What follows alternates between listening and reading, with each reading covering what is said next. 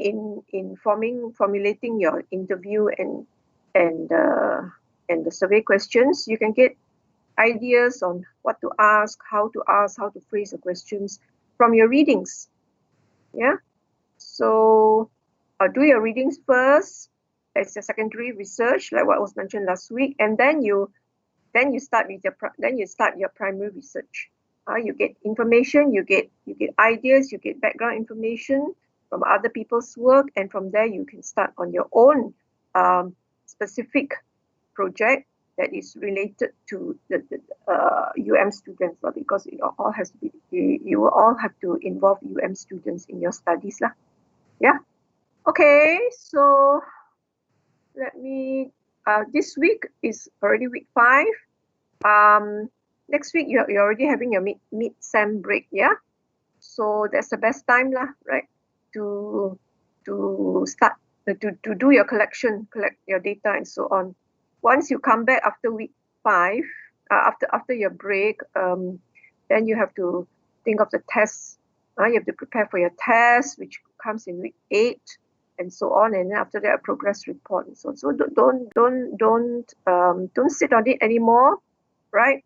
Start work as soon as possible. So your plan of research, you're really ready. Afterwards, I'll have a look again at your plan of research, the activity you have suggested, and see whether you're all on track. Okay. So this is week 5. We are still doing technical research from last week. This is the part 2 of technical research. Let me go to my slide first.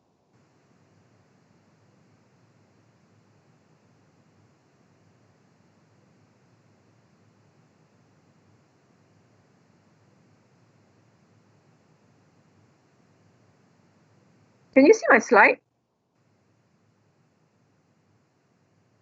Yes. Yes, doctor. Can see, wait, how come I cannot?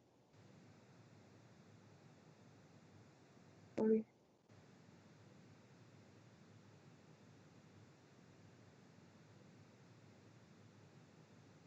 Okay, a quick review of last week's work. Last week, week 4, we started on technical research, but we just did covered only this topic on 2 types of research. 2 types of research that you should be aware of. What are the 2 types of research that you covered? The 2 types of research that people engage in. Only 2 types. What are they? Primary research. And primary and secondary. Right. As you know, primary is also called direct or first-hand research. Why is it called first-hand? Why is it called direct? What does it involve? What does it involve? Primary research. Collection of data. Correct. Yeah.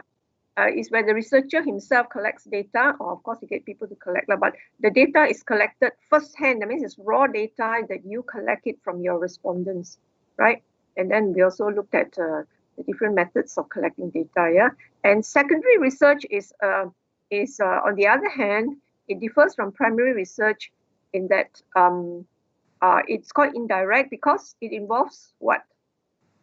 It doesn't involve collecting of data. It doesn't need the researcher to go out and collect data, but you work with data from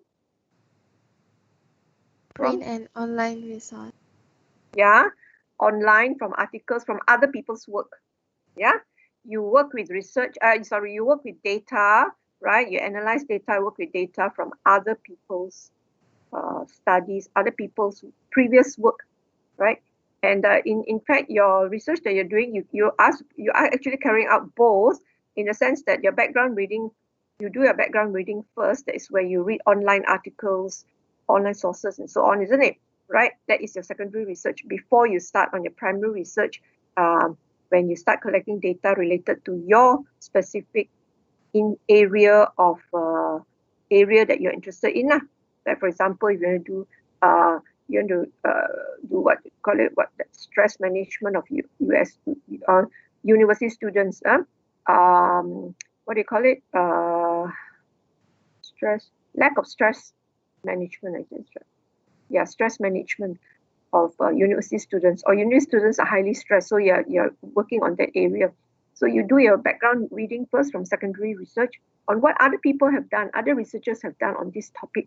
But they involve university students, but they are from other universities, from other parts of the world, right? So from there you get ideas, you get findings and reports, and from there you carry out your primary research regarding your own students. And that's where you can go and collect your own data and then carry on from there. So your methods of collecting data we also covered last week. Basically, there are a few methods that you can use, right, for primary research methods. So in your case, you're just supposed to carry out 2 surveys and interviews. And of course, secondary research involves just reading, analyzing, right, evaluating data and so on from other sources. Right, that's why it's called desk research. It's not first-hand research. Yeah. Okay, so you covered this. Now today we carry on. This is today's work. This week's work. Still on technical research. The second part of it is regarding documenting sources. So we're going to look at, and we also mentioned a bit of it last week. That is basically mainly involving secondary research, right? Secondary research, where you look at other sources. So documenting sources is a very important part of research, as you would know by now, right? As a researcher, documenting sources, it means this: you give the reader information regarding the sources that you have consulted, the sources that you used, right, to get facts and information and data to back up your statements or your case in your own research, using other people's work, other people's results, other people's data. But when you use that, you need to document. Document means what? Acknowledge. You need to acknowledge. You need to cite the sources. Okay. So, by the way, please remember, I hope you have downloaded the slide cast from Dr. Yo's mini lecture that was posted last week under week 4, which covers this section as well. That's why it was quite a long session, about 45 minutes long. The first part is on primary and secondary research. The second part is on documenting sources. Okay, please go through it. Okay, so right. So we're going to look at this, and basically it means to acknowledge, to cite the sources of your information. Why is it important? Why do you need to cite? Why do you need to acknowledge? Why do you need to document your sources? Why? Main reason? Why? Why is documenting important? No, why is it necessary to acknowledge the sources of your information? To appreciate plagiarism. Yeah. To give credit to the original. Yeah. Because you need to acknowledge who is the original source, or who is the original owner of this information that you're using. Otherwise, you will be committing plagiarism. Plagiarism, basically, it means this. Plagiarism means taking other people's things without acknowledging the owner. In other words, it means stealing other people's property. In this case, it's intellectual property, right? So plagiarism is a serious crime, actually, right? Especially academicians and so on, when you're doing research and so on. It's the same thing like photocopying other people's work, photostating textbooks and all these kind of things. All these copyrights rules and regulations it's a very serious thing overseas. I mean, it's become people are acknowledging more of it here, are becoming more aware of this rule. So, especially among students, and of course, even people, and even more so at work, when you are caught for plagiarism, you may even destroy a career, right? And as students, you may even get, if you read, you can Google and read news and reports of students caught plagiarizing, what happens to them. Yeah. So it's a serious crime. It's called stealing intellectual property. So it has to be. Sorry. Yeah, you have to safeguard yourself against being against committing plagiarism. Yeah. Besides that, what are the other importance? Why is it important to? Is it important to get to what do you call it? Make use of information or read up other people's work to get facts and information in doing your research? Is it important or not to take other people's work? Or is it right to do it or not, to take other people's work, information, results, and data, and use it in your writing? Is it a proper thing to do? Yes, if you do it in the right way. Yes, if you do it in the right way, correct. Do it in the right way means you acknowledge the source, lah, right? But why is it a good practice? Why is it a proper practice? Because you will add something new to the knowledge. Yeah. Build upon knowledge. Yes, you are building upon other people's knowledge. Now, remember when we mentioned much earlier at the beginning, technical writing is not writing based on on the writer's opinion, on what you believe in, right? It is based on facts, proven, acknowledged facts of knowledge, right? So you take this, you write based on facts to support your argument, or to support your statement, to support what you want to say, what you want to write in your report or in the essay. So you make use of other people's writing is perfectly fine. In fact, it is perfectly fine in advanced writing. It shows that you are aware of what's going on, you are aware of your subject, you are aware of your what other people has discussed and talked about and researched about related to your subject lah. It may not be exactly on the subtopic that you're doing, but at least related areas. It also shows the reader that as a writer, you do your reading, you do your homework, right? And of course, your writing is credible, lah, right? It adds credibility to your writing because it's based on facts, proven facts that other credible authors have done and what do you call it? And come up with findings and data that is already proven, and so it shows your credibility as a writer. It's not like you simply remember, this is not creative writing. Technical writing is all based on facts. It cannot be something that's plucked from the air, or suddenly you feel like making a statement and saying this with no grounds, no evidence, no facts to back it up. Okay.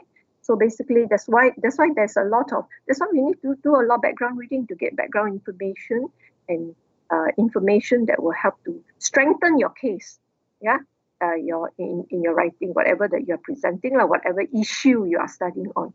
Okay, so yeah, taking information from other people's writing, from other sources, from credible sources, is a practice in advanced writing. But of course, very important is you need to document the sources. It's okay to use other people's work, but acknowledge it. Yeah, and another reason why documenting is important is also because when the reader reads your article, they see the source. They can go to the source themselves and read further and get more information, right? Based related to your topic.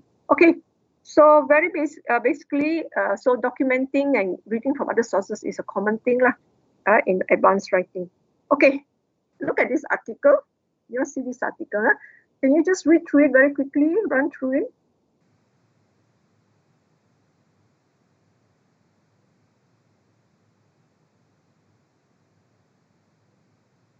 Okay. Get what it means? The writer writes here. Definitely it's a what do you call it? Factual writing, and it is talking about something to do with aging and nutrition. It's a growing global challenge as life expectancy increases, particularly for women. This is a statement that the writer made, and then he backed it up with example. Why he said that? For example, the incidence of osteoporosis in older women involves its own special nutritional needs, right? Furthermore, in almost all countries, women comprise the majority of the older population. Nutrient profiling helps to determine nutritional. Okay, so basically what it means is, what it's saying here is something to do with as we grow older, diseases and sicknesses are linked to to nutrition, and especially more so in women. And then give examples of cases like osteoporosis and so on. All right, so it's a simple factual write-up regarding nutrition and diseases, right? Okay, now you compare this article with this article over here. Content is exactly the same. What do you notice about between the two, the difference between the two? What do you notice over here? Citation.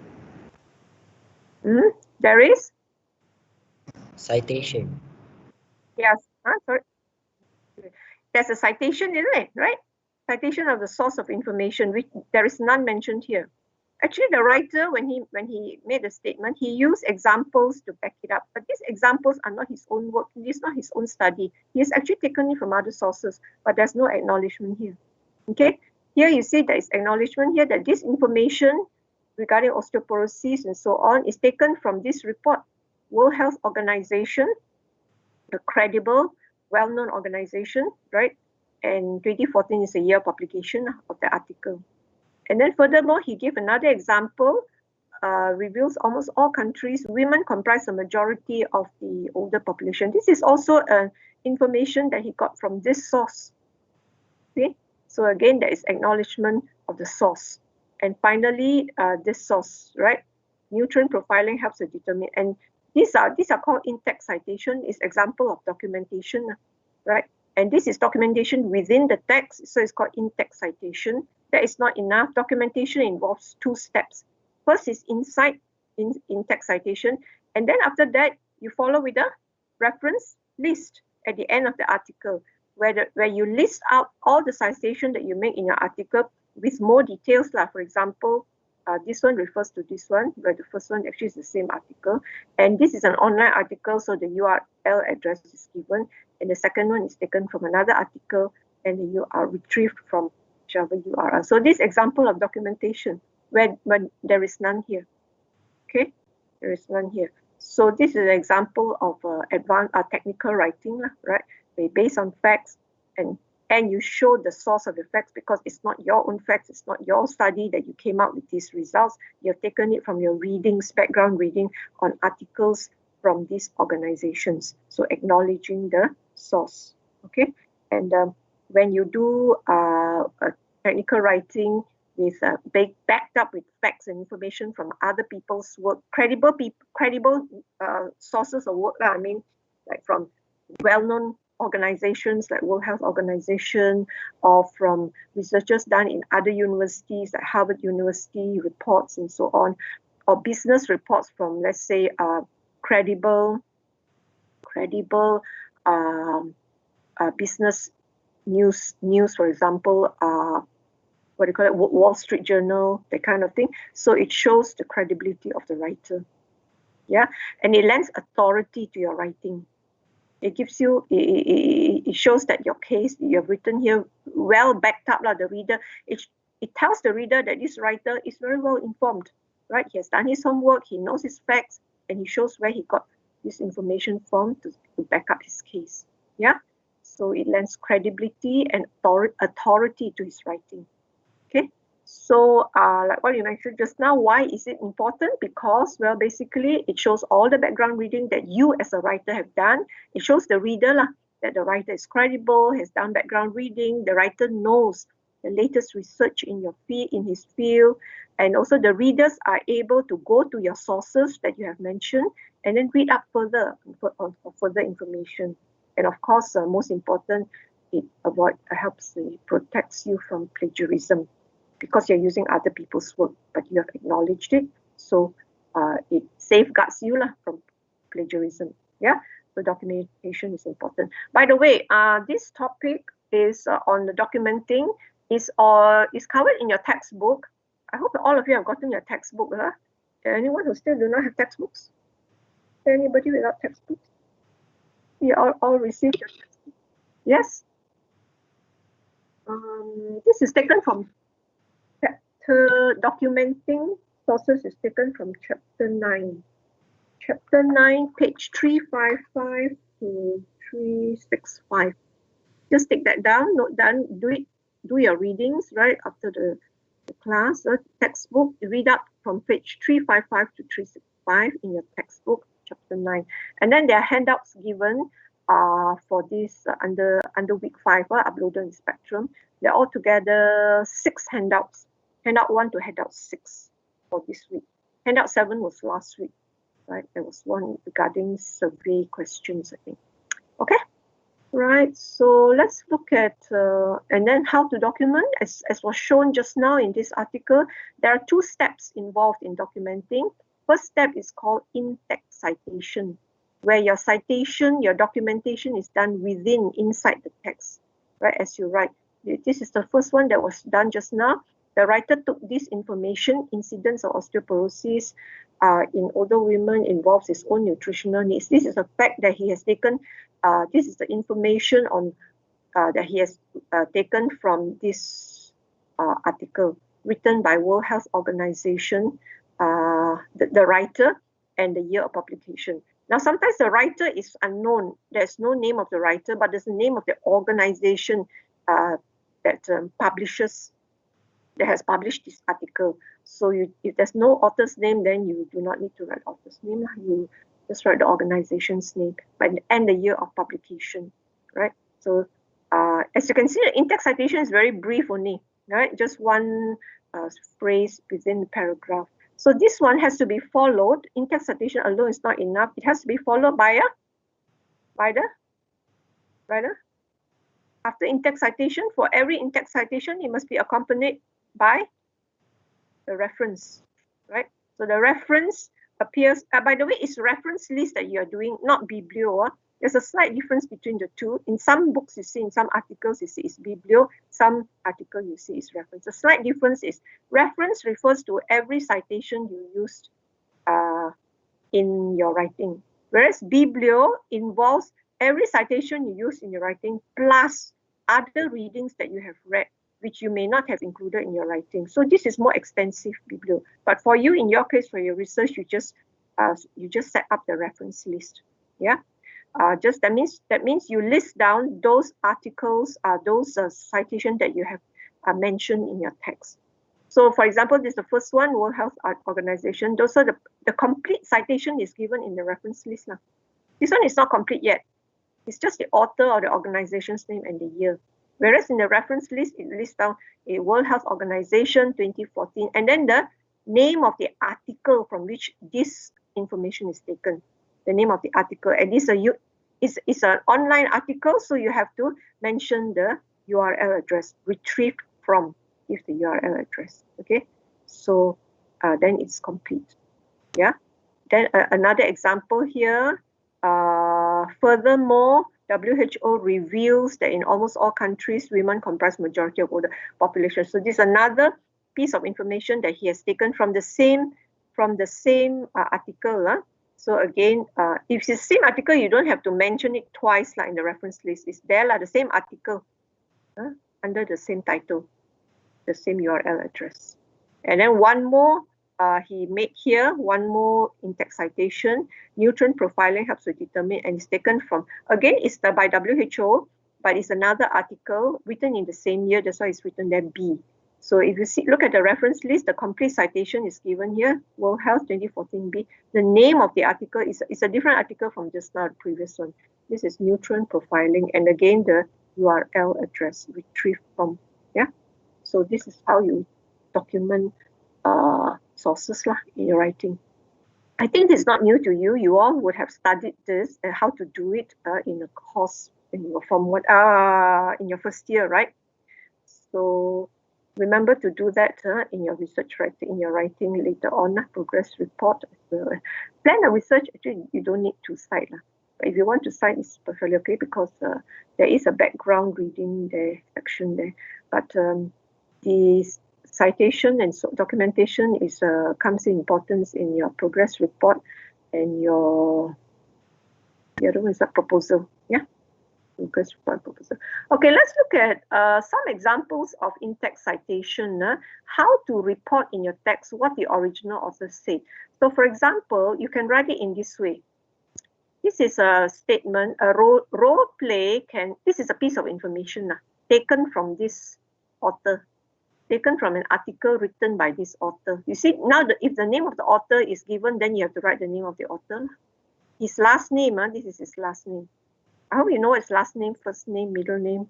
Okay, we'll go over that a while later. So this is the piece of information that a writer, that imagine, let's say you are the writer, you have taken this information from an article written by here. So this is how you cite it in your writing. Role play can help children learn techniques for coping with bullying. Okay, bracket, author's name, comma, year of publication of his article. You can write this way, right? Or you can write the information. There are a few ways to write it. There are a few ways to report it in your text. You can write it this way. Kreiser, the author, bracket, year of publication. Kreiser found that, or reported that, or said that, or reviewed that, right? I mean, it's the same thing, right? You add in this, found that what? Role play can help children learn techniques for coping with bullying. Okay, you can write it this way. Or you can, and don't forget your citation elements, sources. Or you can also write it this way. According to Kreiser, so again, the citing is here. Role play can help children learn techniques for coping with bullying. You can write it this way. Or one more way, there are several ways of writing. These are just examples on how you can write other people's information in your own text when you take it from another source. Okay, so you can also say it this way. Studies show that role play can help children learn techniques. You see, it's the same information, and then your source is given here. It says studies show that, or research shows that, or findings show that, or research review that. There are different examples, different ways of how to write a piece of information that you take from another source. Okay, so you can follow these few standard ways of doing. Okay, and of course this is not enough this is just an author's name and the year of publication. So your full citation come in your reference list. So your reference list should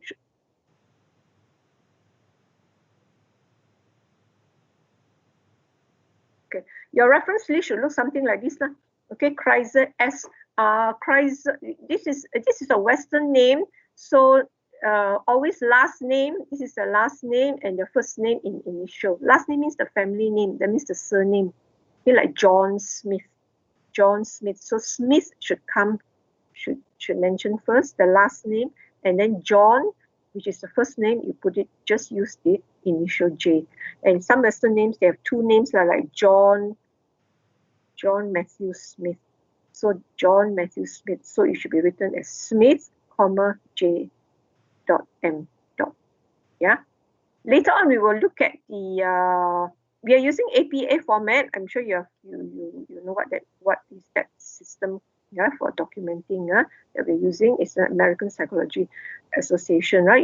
We will look at handout 6 afterwards.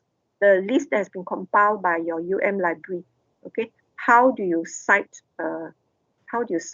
different kinds of articles in different situations, some with authors, some without authors? How do you cite from websites, from web pages, from a book, from a journal, from online articles, from printed articles, from newspapers, from magazines? Okay, how do you cite? So there are a whole list there in handout 6. We'll take a quick look at it later. And of course, like names, like especially if it's local writers, you have Malay names, Chinese names, Indian names. So how do you write them in the reference here? So it's a little bit, as you know, our Chinese name, Indian name, Malay names are differently worded from Western names. It's a bit different.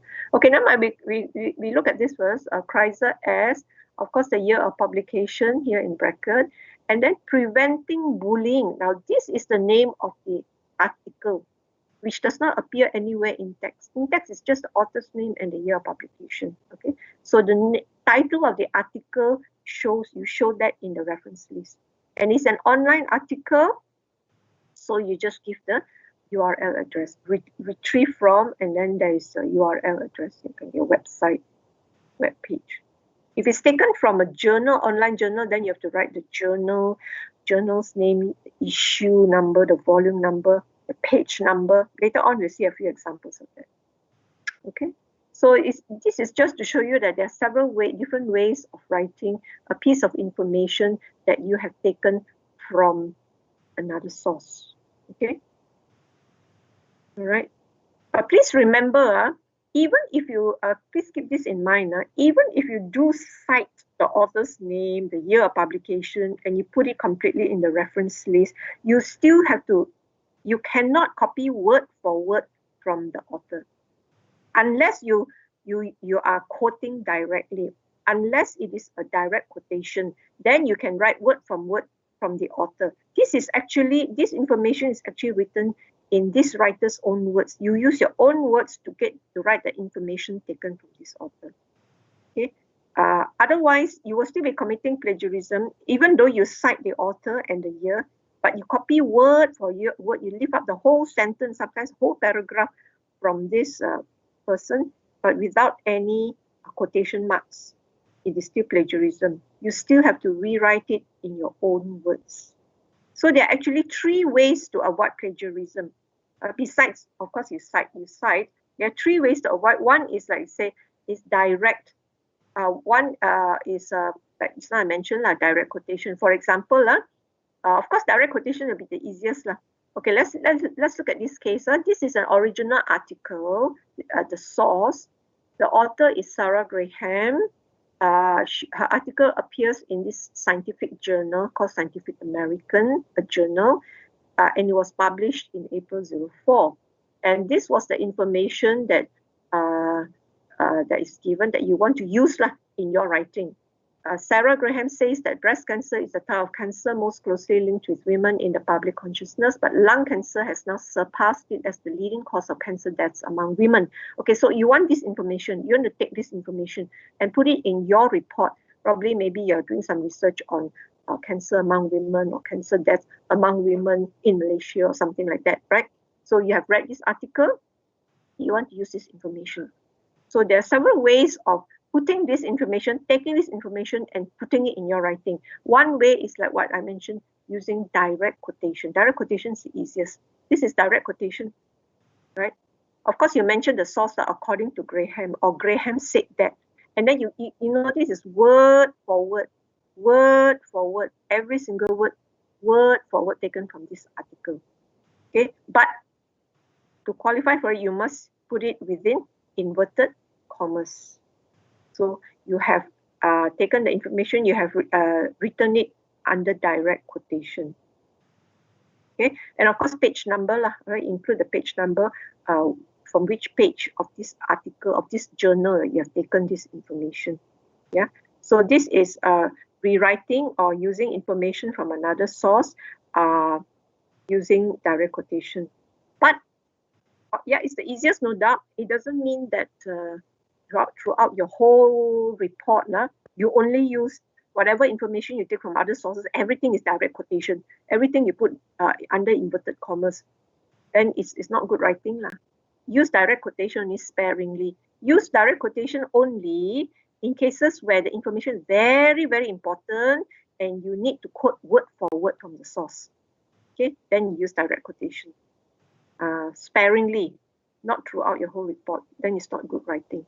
So what are the other 2 ways? There are 3 ways. What are the other 2 ways to rewrite information,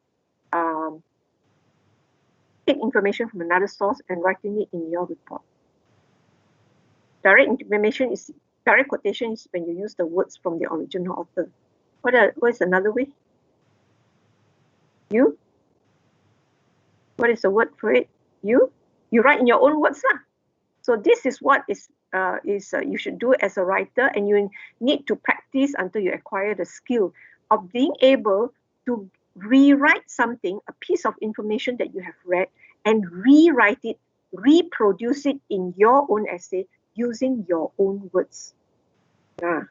Using your own words. This is called paraphrase.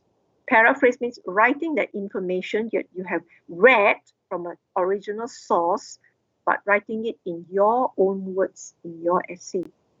So for example, this is how this writer has taken, but again, you still acknowledge source, even though you are not taking word for word from the original source, but the information, the idea, the finding, the fact is taken from somebody's work. So, but you are writing in your own words, but you still have to cite the source. Okay. So this is how this person has written. Although the public may think that breast cancer is more prevalent, actually lung cancer is the #1 cancer killer of women. You see, this writer has rewritten it in his own words. And it's called paraphrase. Right? The information is all given there. So this is a skill that you will need to acquire through practice. Yeah, through practice. Yeah, practice and readings. How to rewrite your own words. Another way, one more way is by summarize. You summarize. Summarize what is here. Summarize is just picking out the key point. It's a much shorter. As a summary means it's a short version, but with the key information there. Other details no need to mention. So another way of rewriting this is, of course, in your own words also, but you just summarize. Although the length is slightly, it should be slightly shorter, but you just pick out the key information from here. Contrary to popular belief, lung cancer is the main cause of death among women. Okay, but again, it is you have to cite the source, right? The page number and so on. So these are the 3 ways where you can avoid plagiarism. Plagiarism basically it means copy and paste. Do not copy and paste. Even if you cite the author's name, cite the source and all that, right? If you just lift the whole thing and put it in your or one entire sentence, you copy and put it into your writing without inverted commas, right? That means you have committed plagiarism, unless you are presenting it in direct quotation. Okay? But like I said, do not present every fact that you use using direct quotation. So make sure you either paraphrase, saying it in your own words, right? Or you summarize the information. It's a skill that you learn to practice on your own. And just to let you know, for your progress report and your proposal writing later on, right? Your reports will go through Turnitin. Turnitin will pick out, right? What phrases, what sentences you have picked out, lifted from original sources without changing the words, without rewriting your own words. So it must be discouraged. Right? You should not do that. And once it's picked out, and too much of it, of course, a certain percentage is allowed. I think not more than 10% throughout your entire essay, your entire report, not more than 10%. A little bit of what is accepted, but not more than that. Even if you take from many different sources, then you see all different colors, spectrums. I'm sure you have seen Turnitin reports, isn't it? We call it the similarity percentage, where to pick out where students have committed plagiarism. Okay, so the key is this: you read, understand what you read, and then say it in your own words. Read whatever information that you've gotten from somewhere, understand what you have read, what the author said, and then rewrite it and say it in your own words. Yeah. So look out for that, right? Okay. Here's another example of these 3 ways. Is this article? Also, you can look at handout 4 and 5, which mention this. So the students often had difficulty using APA style, especially when it was their first time citing sources. This difficulty could be attributed to the fact that many students failed to purchase a style manual or to ask their teacher for help. Okay, it's an article written by author by name of Jones in 1998, the year of publication, and this is the page number where this article appeared. So again, in order to present this information, you want to cite this information in your text. One way to do it is by direct quotation.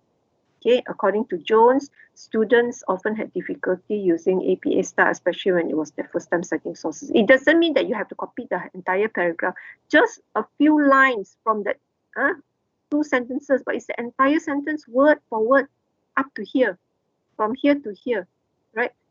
If it's taken from another source word for word, put it within quotation marks if you're using direct quotation. Otherwise, you paraphrase. Okay? You can paraphrase. Jones pointed out, or Jones said that, Jones reported that, or according to Jones, and then you write it in your own words. And this is how this person did it. APA style is a difficult citation format for first-time learners, so it is important to, you see, it is saying the same thing, but this writer writing it in his own words, not in the original words. Okay, and of course, you summarize is the other option, right? You just summarize what is said here. Yeah, a study found that, or you can also say Jones found that APA starts as a difficult citation. Right? So these are the three ways. Yeah. So keep that in mind now. Yeah. So like I said, it doesn't matter even. It doesn't mean that as long as, oh, I mentioned the author's name, I mentioned the date, and I put it in the reference list, I can say word for word and use the same words as the author. No, that is still plagiarism. Okay. All right. What kinds of information need to be documented? I'm sure you already know any words, any ideas, any information taken from any source will need to be documented. Not only words, and information, any pictures, visuals, any charts, any graphs, any tables that you've taken from another article, it must be documented. You have to cite the source where you've taken it from. Yeah, even visuals, yeah, photographs and so on that you want to use in your own writing. Yeah. And what kinds of information do not need to be documented? Now, not all information that you write needs to be documented. If it's any common knowledge or generally accepted facts, doesn't need to document. For example, like you want to say, University Malaya is the premier university in Malaysia. That one you don't have to document where you got this information from because it's a commonly accepted, it's a commonly known knowledge. Like for example, Kuala Lumpur is the capital of Malaysia. You don't have to cite where you got this information from, right? Because it's a commonly known knowledge is already accepted fact that everybody knows about it, so no need to cite the source. Yeah. Other than that, any other right things that you take from other source needs to be cited. Okay, and of course the documentation systems in your textbook, these are the two systems that I mentioned, APA style and MLA two system. But in UM we only use APA. So in your textbook when you refer to examples, you refer to only the APA system and handout 6, which we are going to look at it afterwards, from your UM library that has compiled using this system. Okay, that's it for documenting. So today, what did we cover? We looked at documentation, which is involves 2 steps, right? In text as well as the reference list. We also looked at the 2 systems, right? APA and MLA. Of course, we are not looking at MLA, so look at APA. And what are the 3 information from an original source? It must be rewritten, right, in 3 ways to avoid plagiarism. And what are the 3 ways you can rewrite any information from another source? One is by, are you still here? Okay, you tell me what are the ways to avoid plagiarism? You can rewrite somebody's information in what ways? How do you rewrite it in your text? One is by, hello, direct quotation, and then paraphrase, paraphrasing and summary. Yeah, so that's it lah. We have one more topic, for today's just a short topic, but okay, so we have covered this part on documenting under technical research. Any questions? Any questions? Are you with me? Yes. Yes. Seen everything, you heard everything. So it's not new to you, like I've said, you have already studied this in your course, in one course. I don't know what course is it. Is it called under documentation, isn't it? In year 1. information literacy. Okay. Sorry? Any questions? Information literacy. Information? You're saying something? I thought you said something. He said information literacy, the course name. Information literacy. That's right. Yeah.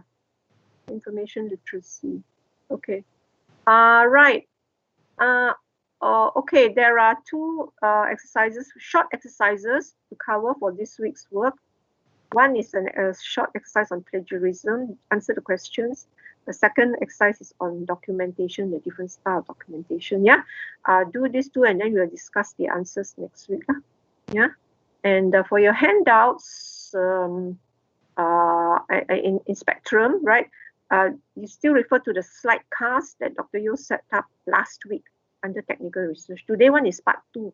He's already in his slide cast. And of course, handout 1 to 6.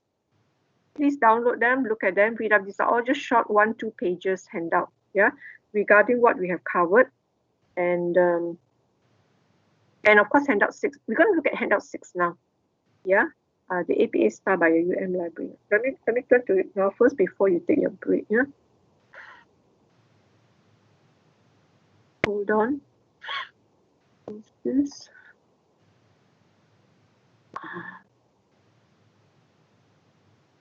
How many people are here? Okay.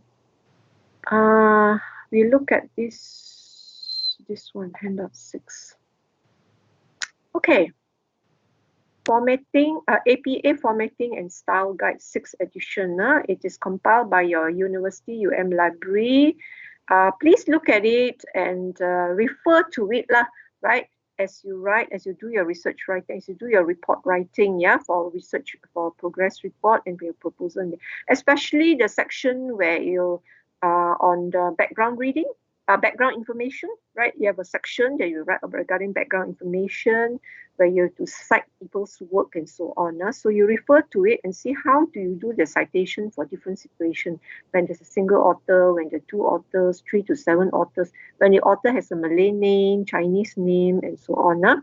When the author has titles, and or where the organization is the author, there's no author's name. So how do you cite it? Okay, and when your sources can be from books, it can be from periodicals. Periodicals are those monthly regular publication, like journals, magazines. Newspapers are also included, yeah, under periodicals. If your article is taken from a periodical, how do you cite it? And these are all the other print sources. I don't think most of you won't be using this. Electronic sources, yes. In fact, all your citing will be from online articles now that you all are working from home. Okay, so how do you cite online articles from a database, from a journal article, from a newspaper, but they're all online. So how do you cite it? From a web page, right? And so on. Okay, we'll just run through it very quickly, but make sure you refer to it. It depends on as and when you're doing your writing. Make sure you know how to cite, follow the rules properly. So like what was mentioned earlier, if it's a single author, very clear, this is Bernd, TJ. So this is his last name, his family name. This is his first name, maybe Thomas John or something like that. So these are initials. The year of publication. This one, friendship, quality, and social. This will be the name, title of the article. And then where it's taken from. Now, when it's written in italics, current directions in psychological science. This is the title of the journal, the name of the journal. Okay. And then the journal will always have volume number, issue number, because they appear several times a year, isn't it? Right. So they're published regularly on a periodical. That's why they are called periodicals, regular period, and then the page number. Okay, and if it's 2 authors, how do you write? 3 to 7 authors, and so on. Yeah. Okay. If the name is a Malay name, like it's very common if it's our local writers, then the rule here is to omit bin and binti. For example, if the author is Asma binti Umar, then it should be cited as Asma Umar. Full name. Okay, no initials, no first name, last name, just the full name, but without the bin or binti, and so on. Yeah. If it's a Chinese name, Chu Chin Ning, for example, as we know, all for Chinese name, their first name is actually their last. To the Westerners, is the last name but it's what they mean is the family name So the family name comes, you spell it out, family name. The rest, the other part of the name is just in initials. Okay, so Chu, C N. Yeah. If it's a Chinese name with an English name, Vincent Fu Hiap Kian. So again, the family name is Fu. So Fu, and then V H K. Yeah. If it's Indian names, Sikh names with the omit all this, no need all the daughter of, son of, anak lelaki, anak perempuan, all no need. Drop that, and you cite the full name again. Cite the full name, Narayani Jagannathan. Okay, cite it out in full without the APSO and so on. If it's inherited names, Raja Ahmad Nizar. Inherited, then it has to be cited as full, Raja Ahmad Nizar.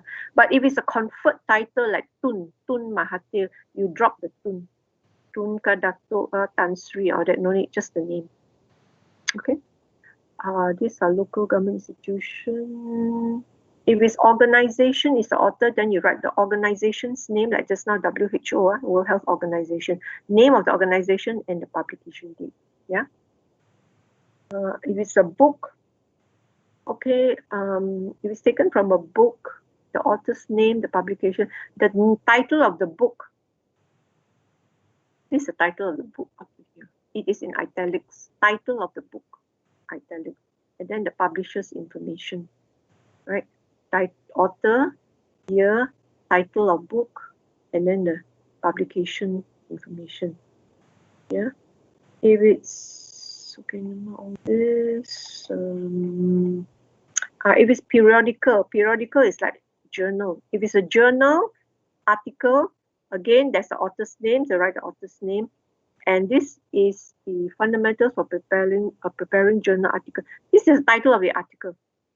And then in italics, you write the title of the journal, the journal's name, Journal of Comparative. This is in italics, volume number in italics, and then the page number, not in italics. Yeah. Sometimes it can be followed by volume number and then issue number. Yeah. Again, this is a journal article. Yeah. Title of the journal article. You know, a journal have a few articles, right? So title of the article, then the title of the journal is in italics, followed by volume number. But the issue number is in bracket, right? That one is no more not in italic, and the page number. Yeah. Same thing if it's from magazine, it's like in journal, magazine, the author, title of the article, making the grade in today's schools. This is the title of the article. The title of the magazine, this is Time magazine, and the volume, okay, in italics, and then the page number where it appears. Newspaper, also same thing, same thing like magazine, same thing like journal. The author, the date, title of the articles, and then the newspaper is Country Today. Name of the newspaper can be Straits Times, Malay Mail, The Star, Wall Street Journal, The Age. Yeah. Those are the names of the name of the newspaper. Right? It can be a magazine and so on. Okay, and the rest of it, let's look at online. Yeah, if it's online, which most of you will be referring to, it will be electronic sources. It's the same, right? The title, this is an online journal, so most of you will be taking from online journal, or it can be from newspaper articles, right? The author, the title, the date, the title of the article, and then the title of the journal, right? Up to here, title of the journal, and the volume number. And then you have to add this retrieved from the URL address. Okay. And if some of you have the DOI information, isn't it? Database information is available, then you can use that. Article with DOI, for example, this article, this is the DOI. If you DOI, then you don't need URL address.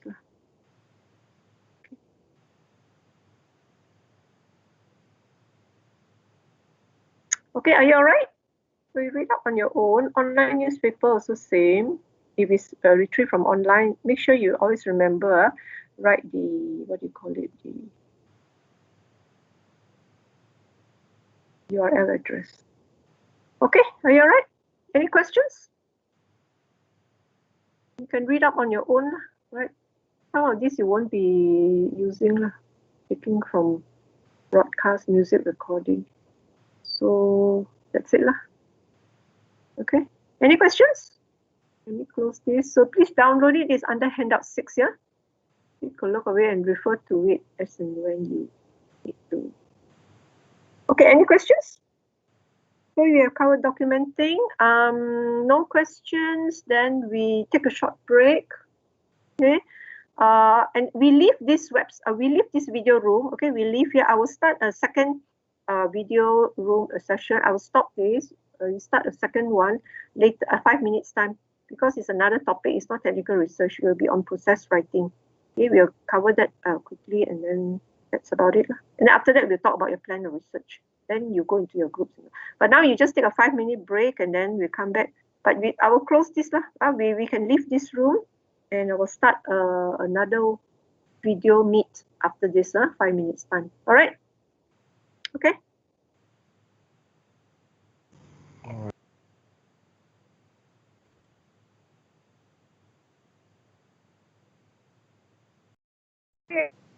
Hey, hello again. We're going to look at writing process now, and because from now on you'll be doing your preparing to write your report, or before you start work on progress report, you're going to write. After this, your next 2 topics will be on writing letters, memos, and emails. So we're going to cover a bit of the writing process now, yeah? And I think, if I'm not mistaken, your test in week 8 will cover letter writing, memo, email, and besides the other one that you've done in week 2, writing with correct tone and stuff. Yeah. So we're going to talk a little bit about writing process, and as you know, this is covered in chapter 2 in your textbook.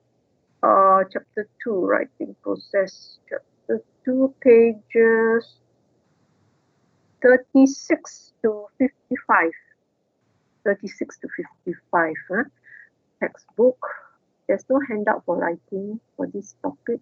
Let me share my screen again. This is short.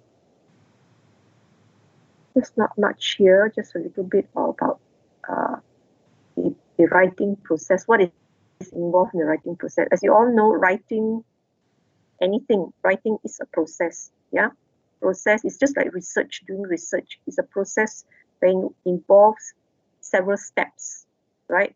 Before we come to the final product. So you don't sit down and write something or anything, even a simple letter for that matter, or an email.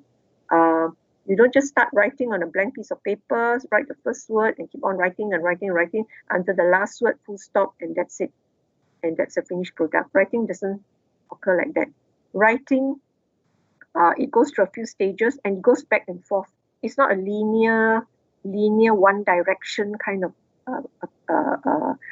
steps, right? Because the steps will go back and forth because you have to revise, you have to read again, you have to check your language, your content, and so on. So it's actually a recursive back and forth process. But there are a few, few standard steps that normally a writer goes through whenever you want to write something. Okay. So, and what is this? Basically, it involves these few steps, right? Before you start writing anything, for that matter, you actually start with researching.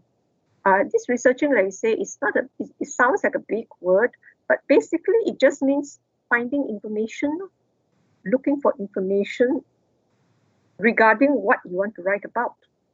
Even let's say you want to write a simple letter to someone. Let's say you want to write a simple essay, my holiday. You still got to get information, isn't it, to write regarding information to fill up your essay to provide the content for your writing. So researching is actually looking for information to provide the content, either through reading, in this case in technical writing is reading other people's work, reading reports, reading articles, and so on to get information, right? To provide the content for your writing. Okay, so researching basically involves reading up and so on.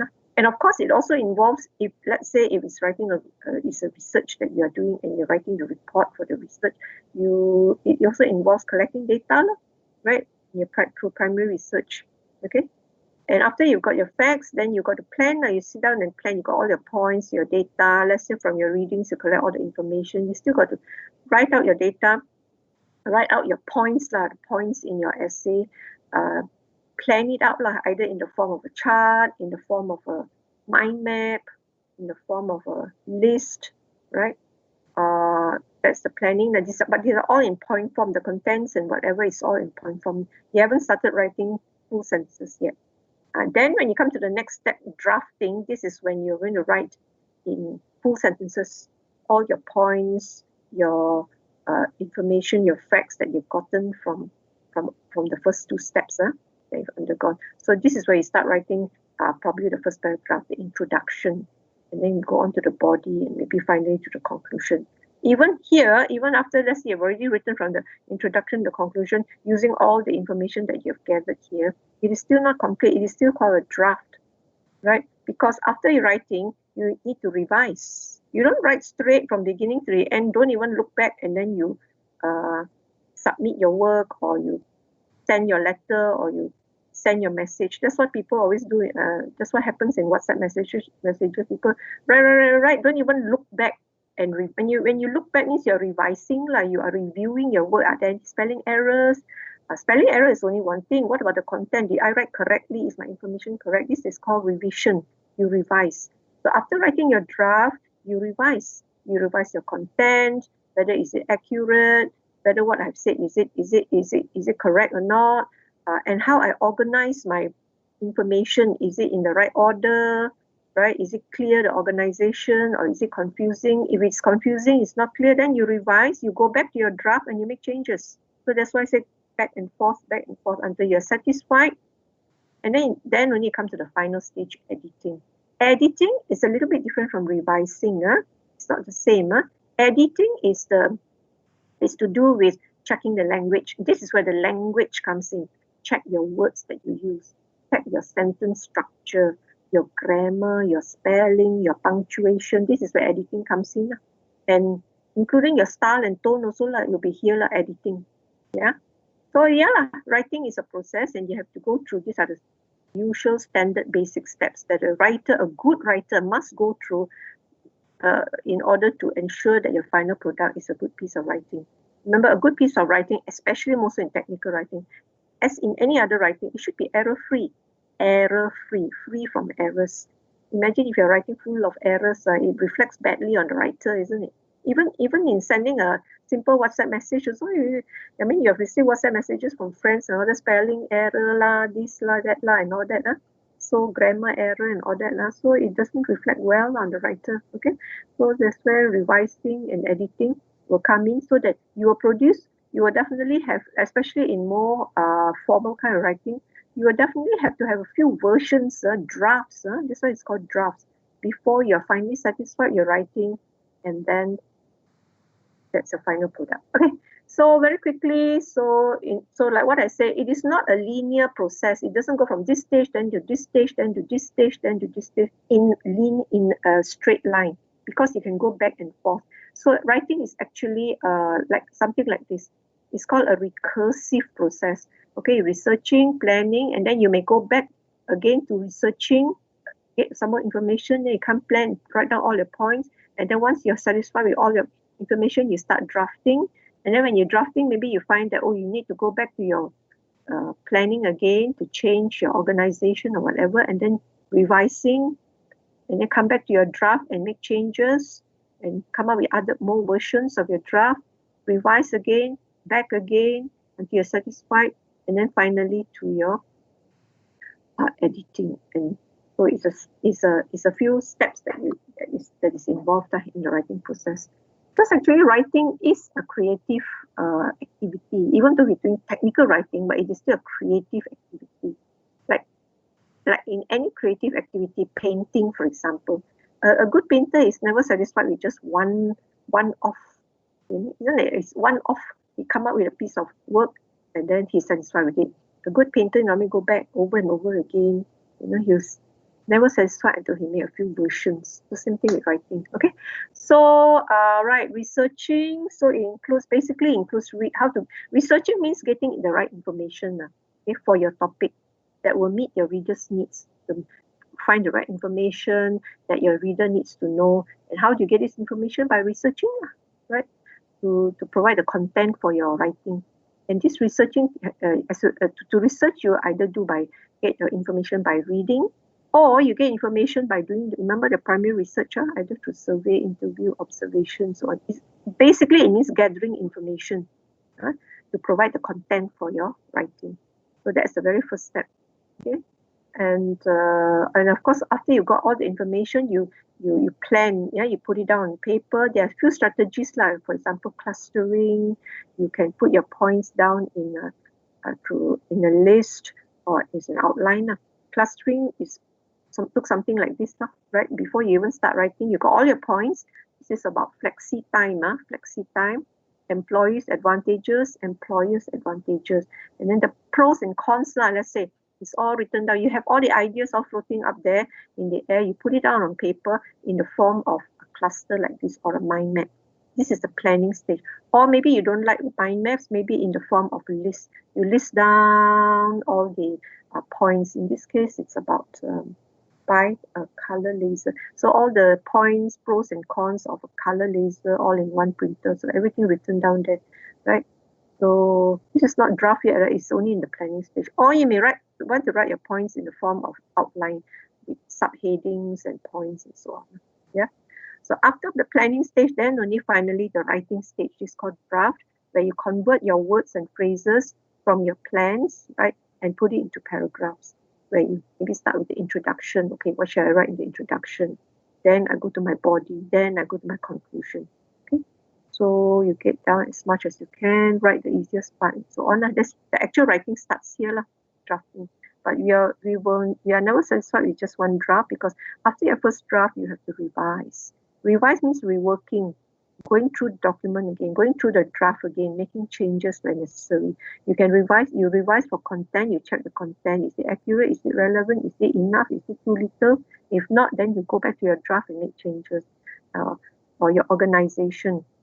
Is it logically organized? Is it clearly organized? Or is it confusing? If not, you have to order your information, rearrange your information into different parts of your on the page, so that the reading will be clear. And for example, this is an example of an unorganized article. You don't have to read through, but just to show you what is involved if you're revising an article. This is before revision, right? It is a very disorganized article, right, about something to do with drag.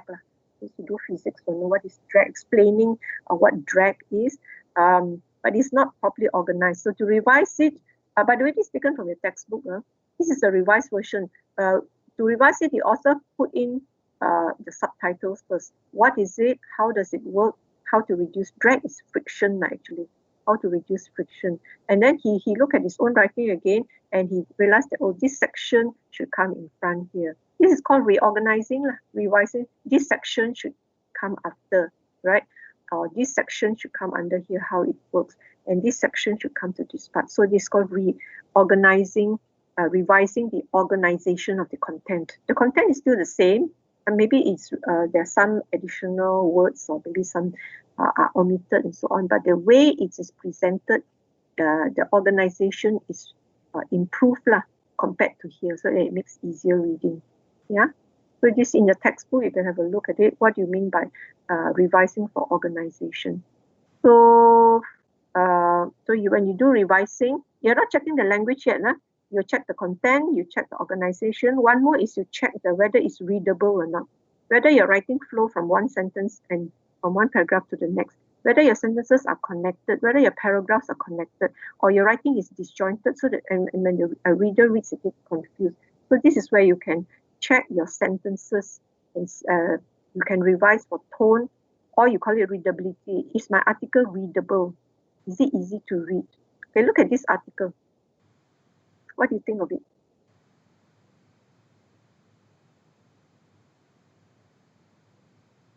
What do you think of this article? Is it well written? You can hear me, right? Seems like not. Cannot? Sorry? He's not using like something like connector between the sentence. Yeah. Oh, you're talking about the article. Yeah. What's wrong with the article? Not what? He is not using like something like connector between the sentence. The sentencings are like independent of each other. Yeah, exactly. It's like it is very disjointed if you read it's like very, and the sentences are much too. What do you think of the sentences? Too short, isn't it? Louis has been offered 2 jobs. One job is at the movie theater. The other job is at the golf course. He might take the job at the movie theater. He would work at the concession stand.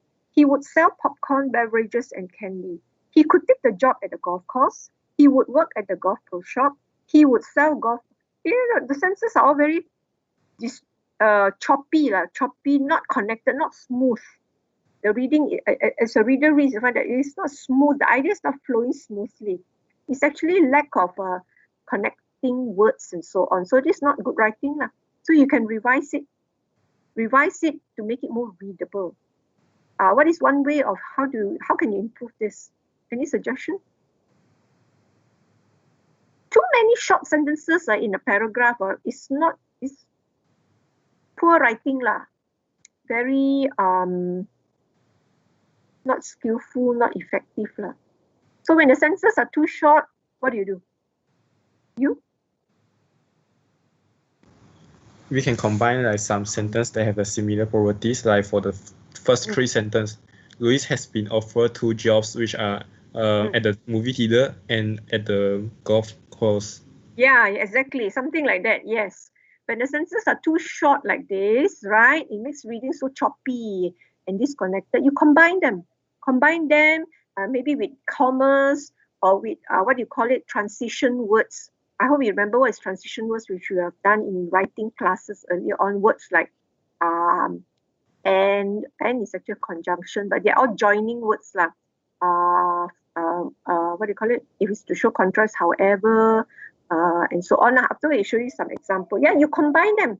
You can combine 2 or 3 sentences to make it one sentence so that it reads well, but not too many sentences combined. So 2 long sentences, let's say a sentence make up of 3-4 lines, 2 long sentences is also poor writing.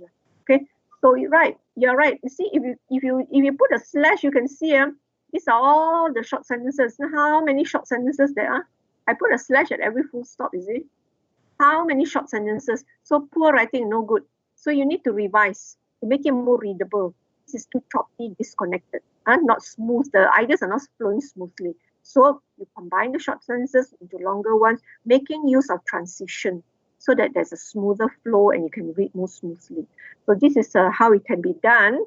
Okay. Okay, you can relook at this, how it can be done. Like what was mentioned earlier, they combine the first 3 sentences. Louis has been offered 2 jobs, right? Instead of comma, full stop, we put a comma there. One at the movie theater and the other at the golf course. You see, you have joined the first 3 sentences into one sentence, so it's much nicer to read, smoother. Louis has been offered 2 jobs, one at the movie theater and the other at the golf course. And then here you can combine again. He might take the job at the movie theater. He would work at the concession stand. This is the movie theater. So he might take the job at the movie theater where he would work at the concession stand, comma, selling popcorn, beverages, and candy. You see? So he has joined the next 3 sentences and candy. Right? And then the other one is at the golf course, isn't it? You can start with a transition word. On the other hand, he could take the job at the golf course where he would work at the golf pro shop, selling golf balls, tees, and other golfing supplies. So this is one sentence, combining, I think, 3 sentences here. And then it says that the golf course pays more per hour. The golf course is 10 miles from Louis' home. So here you can combine. While the golf course pays more an hour, it is 10 miles from the home. And then the other one, although the job at the movie theater it pays 50 cents less, it is only a block from Louis' house. The last 3 sentences are also combined. So you see there's only 1, 2, 3, 4 normal standard length sentences instead of so many short sentences. So this is an example of revising for readability, using transition, joining short sentences. But if your sentence is way too long, you need to break it up into shorter sentences. It depends. Okay, if it's too long, also it's not good writing, right?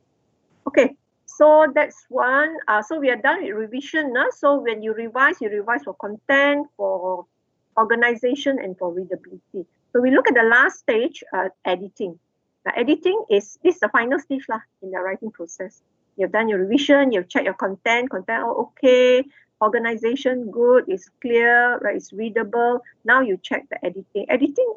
actually involved. Just now what we did for readability is also covered in editing. Overlaps. Anyway, editing means this is where you actually look at the language that you're using, checking your words, your sentence construction, your word choice, your punctuation, your spelling, grammar, and even tone and style. This is where the final stage of your writing process is called editing. Okay, so basically, this part is covered in your textbook from page 46 to 55. To checking your language is something similar to what we have done earlier on in week 2, I think, where you make sure your language, you're still talking about technical writing, make your sentences lean and clear. Remember lean, clear sentences? Remember what the keywords that we use for writing style? It actually covers style, writing style. Remember the concise and precise. short, straightforward, cut out unnecessary words.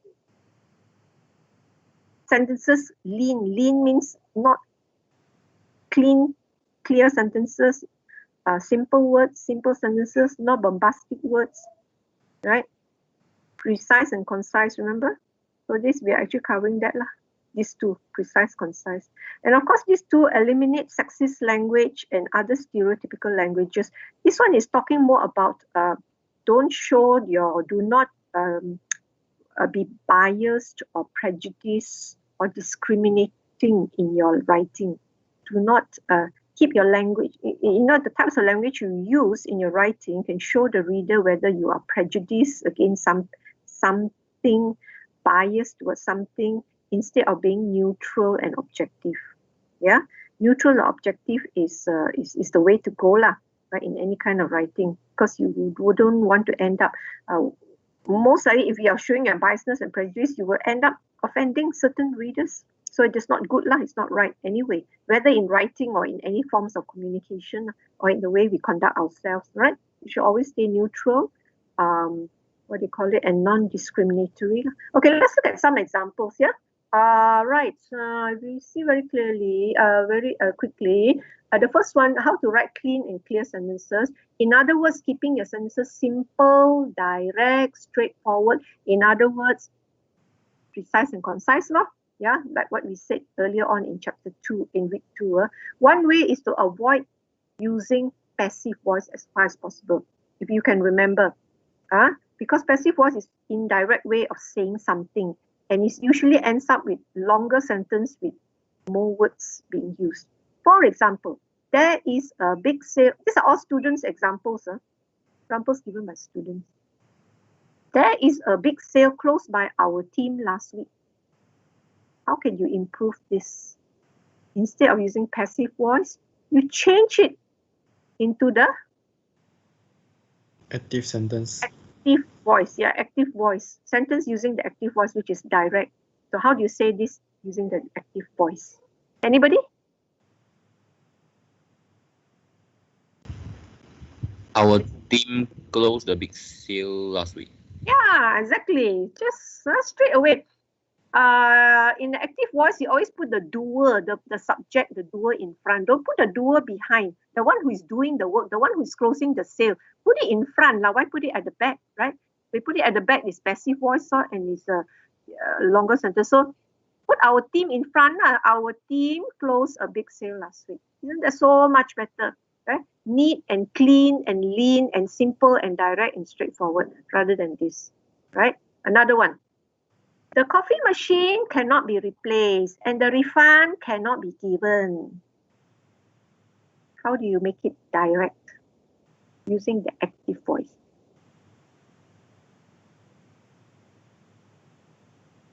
Here, the doer is not mentioned. Cannot be replaced by who, cannot be given. If the doer is not mentioned, you put the doer in yourself.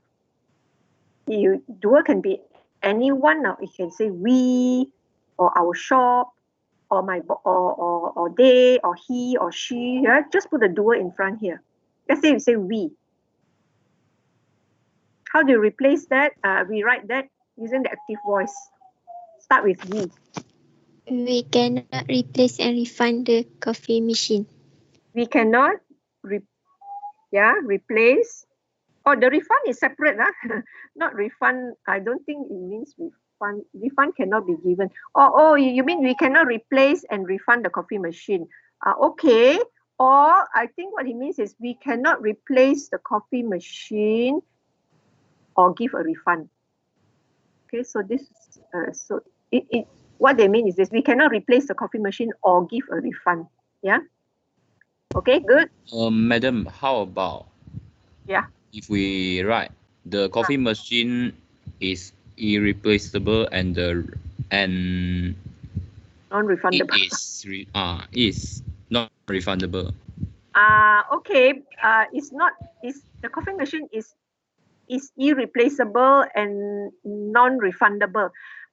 Okay, Yeah. but do you remember earlier on when we did on style, try to keep the simple words, instead of saying irreplaceable, so you make it direct, simple, we cannot replace. Yeah, better, isn't it? Don't you think it sounds better? You cannot give a refund. Yeah, although you're not wrong, but it's still using a little bit words that are a bit too wordy, right? Okay. So stick to the simple, direct, straightforward, better. Like remember we're saying that people who read, this can be in a letter, maybe probably you're replying to a letter to a customer who is asking for it to be replaced or what. So it can be different people with different, what do you call it, level of understanding in English, isn't it? It can be other readers where English is not their strong point. So make it very simple, direct, and clear so that they understand what you're saying. All right, okay, good. Right, now this one is another example of short choppy sentences that we did just now earlier on. This is also written by one of the students. These types of books seems boring to them, so they don't read them. Okay, not very effective writing, so it's too short, too choppy. You can combine this. So to improve it, you combine using conjunctions or transition. Anybody wants to try? Make it into one sentence lah. They don't read the books because they seem boring. Okay, they don't read these books because they seem boring, because the books seem boring. Okay lah. Or if you keep it, you can say, because these books seem boring, they don't read them. Or instead of because, you can say, as these books seem boring to them, they don't read them. Also can. Instead of putting the because in front. Okay. Or you can put it the other way. It's also acceptable, right? Using conjunctions. So instead of as far as possible, avoid this. Okay. On the other hand, sentences can be too long. This is also taken from a student. See how it's written there? Smoking is about a research on smoking. So this is what the student writes. Smoking brings impact on our respiratory system, for example, irritation of the trachea and larynx, and also limiting lung function and difficulty breathing due to swollen narrow areas of the lungs. Read also, you get difficulty breathing. So too long, sentence is too long. So, right, to make it clearer, break it up lah. You can break it out into two sections. You can stop here, right? Smoking brings impact on or smoking impacts our respiratory system, for example, irritation. Okay. And then after that, you start again. It also causes, here you start a new sentence. It also causes limiting function and so on. So break it up into shorter sentences if it's too long. Yeah. So this example of how you edit the sentences. Okay, let's go on. We look at cutting out unnecessary words. These are also, we have also done this before. I mean, we have done examples of this before. The words so the same thing comes back again when you're writing a research report, progress report, even your letters and memos. Cut out unnecessary words. Example, the graph shows that there are 18 respondents out of 108 respondents smoke. To try not to use words like there are 18 respondents. Instead of that, can you cut out any unnecessary word? How do you improve this? Make it more concise. Anybody wants to try? The one that I highlighted in red The is the part. graph shows 18 out of 108 respondents smoke. Yes, very good. The graph shows that 18 out of 108 respondents. So no need to repeat the word respondents. The graph shows that 18 out of 108 respondents smoke. Okay? Clear, short, straightforward. Okay, this one. Please consider a model which is built for more durability. Please consider a model which is built for more durability. This phrase. Please consider a more durable model. Yes, good. Please consider a more durable model. Exactly. Right? No need all which is, there are, it was. All these I need to cut it out. That's where you cut out the unnecessary words. Okay, good. Now let's try this one. We rescheduled service from every Monday until Saturday to every Monday until Friday. We reschedule service from daily to every weekdays. From daily to every weekday. From daily. Or not daily, Huh? because it's not till Sunday. Yeah, it doesn't count Sunday also. Try again. We reschedule. I hope you understand. You all understand what it means. Here, the shopkeeper is saying we have to change our service from every Monday until Saturday to every Monday until Friday. But say in a more simpler way.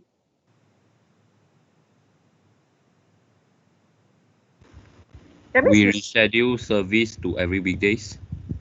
to every weekday. Okay, you can say to every weekday. So it's understood that weekday is Monday to Friday. Also can. But I think a little bit better than that is you can change the word. Actually, it shows here that you have stopped the Saturday one, isn't it? Saturday no more, right? So you can change the words and say we have stopped or we discontinued Saturday deliveries. Yeah. So it's very clear we have discontinued Saturday, no more already. So it's understood. So this example of what it means by cutting out unnecessary words. You will come across all these situations where you have to relook at how you write, right? Always to make sure that put yourself in the reader's shoe. Put yourself in the reader's shoe. If I'm the reader, if I'm reading this, will I understand or will I get more confused? Yeah. So if you find that you get more confused, so you better relook and try to rewrite. Okay, finally, eliminate sexist. Sexist language, basically, it is a stereotypical language where you show gender preference, male and female.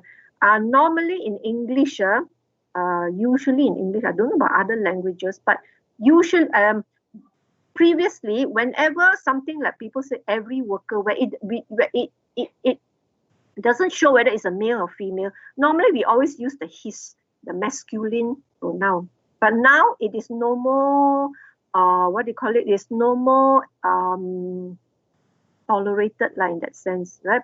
People do not like if the writer shows a preference, gender preference, that means usually preference for the male. That was last time cerita lama, old story in the past right? Where they always emphasis on the male. The male is more important. Like for example, words like words like chairman. We don't use words chairman anymore. Why?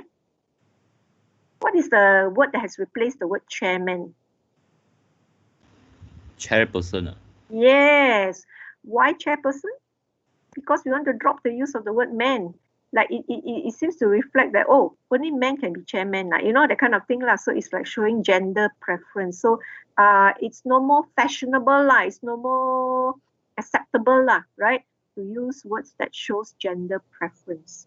Right? So same thing like this, every worker must submit his. So let's rewrite this. How do you rewrite this then? What about her? What about the female? Right? So you have to show gender neutral in your writing. So that's another example of being objective and neutral, right? So how can you rewrite this? Every worker must submit, so that you're not guilty of showing gender preference. One way, of course, is the more cumbersome way. You can write if you showing gender neutral, is to say every worker must submit his or her travel expenses. So just shows that both male and female are considered here, right? So it's not only considering the male. Another way is by making this, instead of saying every worker singular, where the pronoun has to be mentioned, change it into plural. If you say change it to plural instead of every worker, say make the subject plural. Workers must submit their travel expenses. So yeah, okay now. Yeah, there's no gender preference here because plural what? Plural we don't have, we don't show anyone. Or another way is by saying it in the passive voice. In this case, passive voice is acceptable, right? By saying this way, all travel expenses must be submitted by Monday. Must be submitted. So they say there's no use, no mention of pronouns here, whether it's male or female. So these are examples of ways how you can improve on it, rewrite it, right? So take note of that.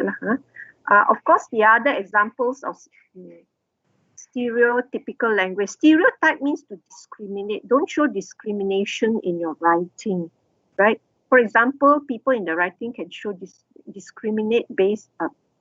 show discrimination based on race, or based on, like just now, based on gender, discrimination based on. Okay, let's look at some examples. Language that discriminates. Bill, who is African American, is one of our top sales reps. Okay? So this discrimination, I mean, it shows here is because, is there a need to mention what race he is? No need, because you only want to say that Bill is our top sales reps. So why don't you just say it this way? Then it's considered neutral language. If it's not necessary to mention the race, no need. No need to emphasize on what race he is. Same thing, discrimination based on age. Sometimes in your writing, the writer may show prejudice against people who are too old, or sometimes prejudice against people who are too young. And so, so be careful in your, for example, this one, Jerry, who will be 57 next month, sometimes comes up with outdated ideas. So you can rewrite this, no need to mention the age. You can just say some of Jerry's ideas have not been adopted or have not been accepted. Okay, it's more neutral rather than this. This, like, you're pointing out the fact that he's old, that's why he comes out with ideas that are outdated. No, it's discriminatory. Or you discriminate by emphasizing, by mentioning that a person has a disability. For example, here, Sarah, who is crippled. Now, what is the point of saying she is crippled when it's nothing to do with what you're trying to say? What you are trying to, it has nothing to do with what you want to say about her. You want to say that Sarah is good at keyboarding, right? So what is the need to mention who is crippled? So no need. You can rewrite it and say in a more positive light, Sarah's disability does not prevent her from keyboarding. This is more positive. Although you still mention her disability, but you say it in a positive tone, okay? And don't use words like crippled, and even we don't use words like blind, deaf, mute. We call people, there are people with disabilities, but do not use words like this. We don't say that anymore. The visually impaired or the hearing impaired. We use terms like this, right? Special children instead of children. Retarded. We don't say retarded children or special children, or who are mentally challenged, rather than use words like retarded, right? So those are expressions that show discrimination. So be aware of that. And finally, Paula Smith, a lesbian host. What's the point? Why do you need to mention sexual preference of anyone? No need. If it doesn't contribute to the information that you want to give, you just want to say that she hosts a successful talk show. That's it. So don't show your discrimination, your prejudice by highlighting some of these things regarding the person that you are writing about. Because people who read it will be able to detect this discrimination that you're being you're stereotyping people, and it's offensive, like it offends people, and it will offend reader will find it offensive, offending, so will not be able. It's not a good thing to do, right? Okay, so that's it, right, on writing. So we've covered here the writing process. 5 stages: researching, you means looking for information, then you do the planning, then you go to drafting, and then revising, and finally editing. So that's it, right? And there's no homework here. I don't think there's any handout. What we need to do now is I give you some time. You go to your, any questions? Any questions, anybody? Regarding this topic, regarding what we have covered so far. Any questions? So far, so good. No question. One question. Okay. Okay, what we need to do now is we need to talk a little bit more about your project. Yeah. So we still have time. You meet your group. You meet back in your channels, right? And I have looked at your plan of research. Almost, I think there are 6 groups actually in this class. I think almost all have sent. I have taken the look and made some comments. Usually, one of the common errors was your primary audience. If you look back at the feedback, if you have not seen if I have not sent you the feedback, maybe because you have sent it to me quite late, so I couldn't reply in time. What we can do is you go to your channels with your group members and you upload your plan of research again, so we can have a look. And if you have any questions to ask, okay, you can ask at this point, right, in your own channel. Is that okay? Yeah. Yes. Okay. So I'll see you. We leave this room now. We'll see you in your channels then. Okay, we'll leave the room now.